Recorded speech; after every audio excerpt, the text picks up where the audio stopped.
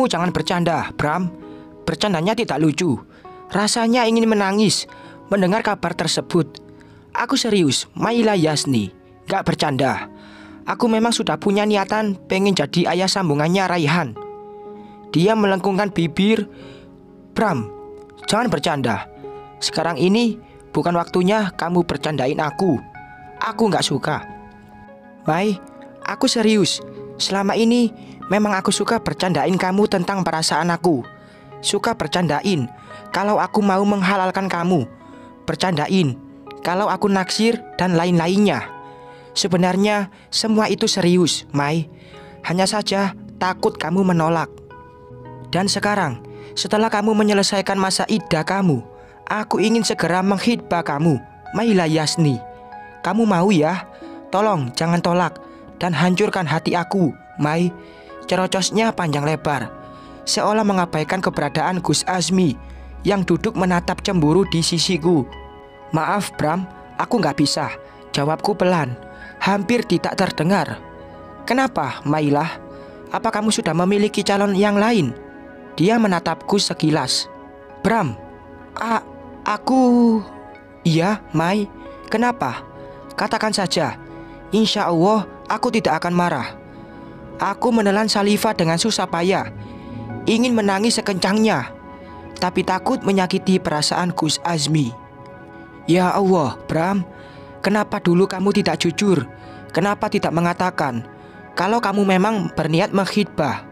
Kamu selalu bercanda, tidak pernah berkata serius, walaupun mampu membuatku terbawa perasaan dan mencintaimu.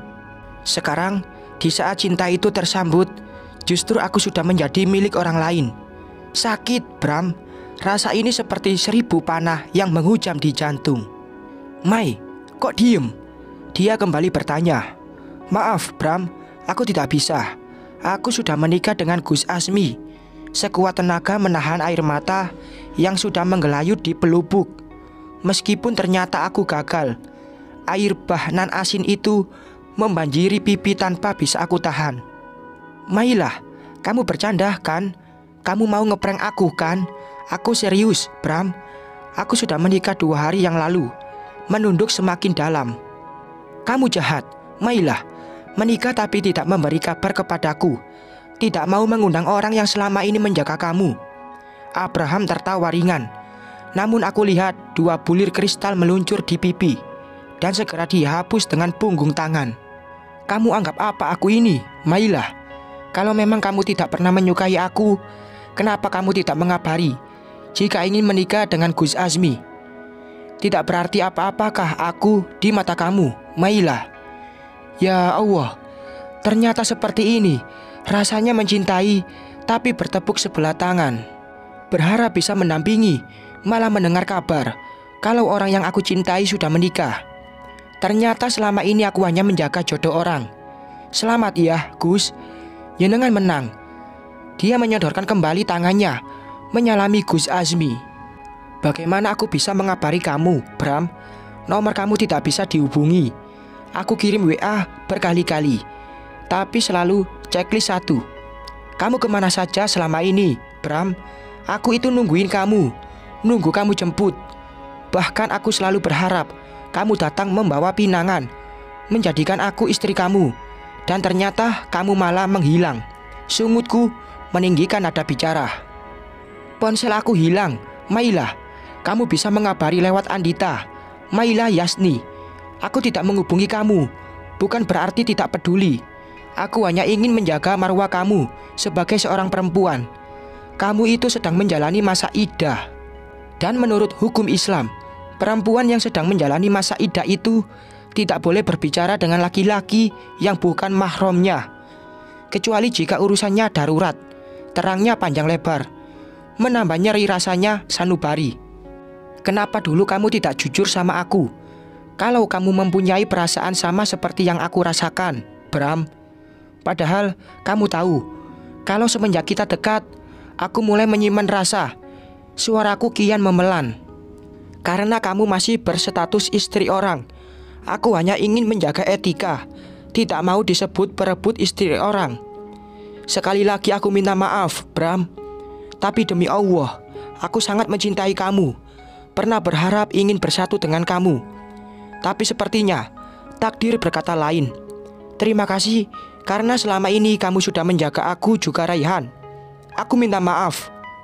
Abraham memasukkan tangannya ke dalam kantung celana, kemudian mengeluarkan sebuah kotak beludru berwarna merah.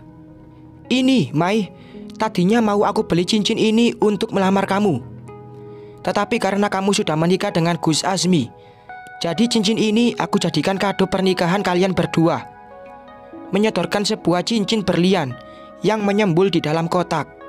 Titip Mailah, Gus. Tolong jaga dia baik-baik. Jangan sakiti perasaan Mailah. Saya permisi. Maaf sudah mengganggu bulan madu kalian. Abraham menepuk bahu Gus Azmi dan segera berlalu pergi. Maafkan Mas, Dek, karena Mas sudah membuat hati adik terluka. Gus Azmi memegang pundakku seraya menatap lekat wajah ini.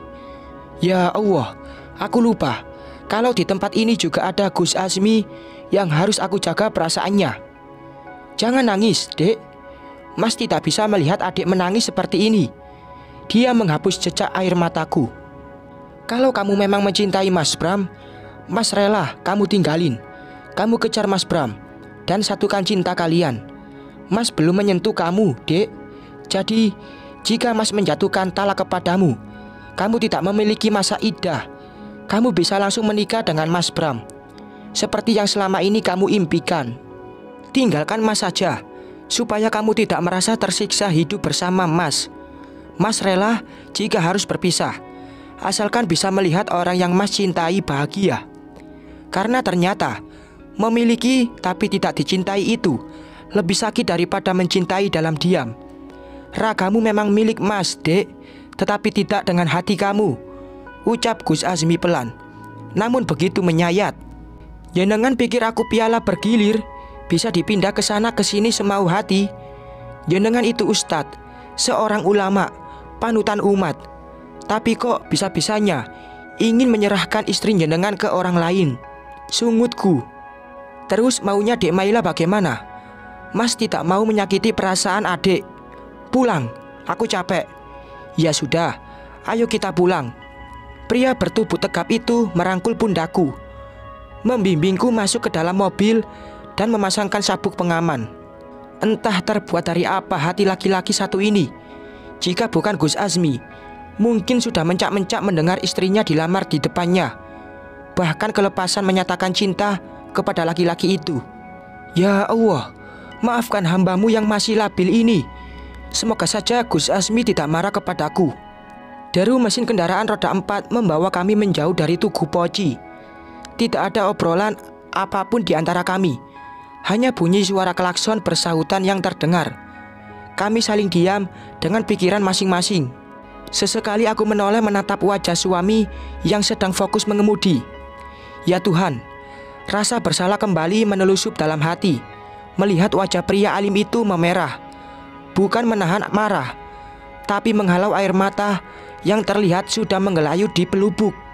Gus, panggilku pelan, memecah keheningan. Iya, Dek, ada apa? Dia tetap menatap lurus ke depan. Maaf, untuk apa? Tetap fokus menyetir, karena sudah menyakiti perasaan jenengan. Diam, hanya helaan nafas beratnya yang terdengar. Aku tahu kalau sebenarnya dia kecewa, tetapi tidak mengungkapkannya. Tidak usah dibahas lagi, Dek. Lupakan saja, biar tidak sakit. Dia mengulas senyum, menatap wajahku sekilas dengan mata sudah berkabut. Menggigit bibir bawah, kemudian membuang pandang keluar jendela, menumpahkan kembali air mata yang berlomba-lomba meluncur dari kedua sudut netra. Kali ini menangis bukan karena Abraham, melainkan merasa bersalah kepada Gus Azmi. Tidak tega melihat dia terluka. Gus, aku... Sudah sayang, jangan dibahas lagi. Kita pulang, istirahat, biar besok tidak telat bangun pagi, potongnya mengusap lembut kepalaku. Aku kembali menunduk, diam tanpa lagi bersuara, hingga mobil yang kami tumpangi menepi di depan rumah. Pelan-pelan turun dari mobil, membuka pintu dan segera masuk ke dalam kamar untuk istirahat, tanpa membuka sama sekali pakaian yang sedang aku kenakan. Denting yang berbunyi dari dinding kamar membangunkanku dari tidur lelap. Menggeser tangan ke sebelah kanan, dan ternyata Gus Asmi tidak ada di sebelahku. Kemana dia? Bersambung.